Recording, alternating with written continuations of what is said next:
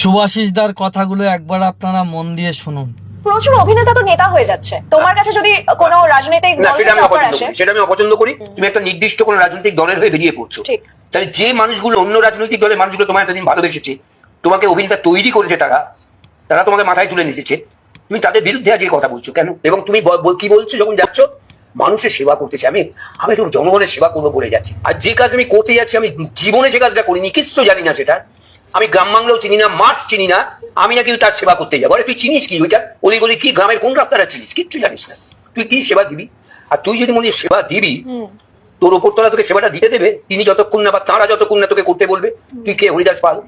কি করতে যাচ্ছিস তাহলে ওখানে? এটা আপনি একেবারেই ঠিক কথা বলেছেন দাদা। যতক্ষণ আপনারা অভিনয়ের মধ্যে থাকেন ততক্ষণ সব মানুষের কাছে আপনারা প্রিয় মানুষ হয়ে থাকেন। আর যখন কোনো না কোনো একটা রাজনৈতিক দলের লেভেল এসে আপনাদের গায়ে সেটে যায়, তখন কিন্তু আপনারা সব মানুষের কাছে প্রিয় হয়ে থাকতে পারবেন না। কারণ আপনি কোনো একটা রাজনৈতিক দলের হয়ে কাজ করছেন, সব মানুষ আপনাকে আর ভালোবাসবেন না। তাই দাদা, আপনার কথাগুলো আমার খুব ভালো লাগলো, আপনাকে স্যালুট জানাই। আর দাদার কথাগুলো আপনাদের যদি ভালো লেগে থাকে তাহলে এই ভিডিওটা অবশ্যই করে শেয়ার করে যাবেন।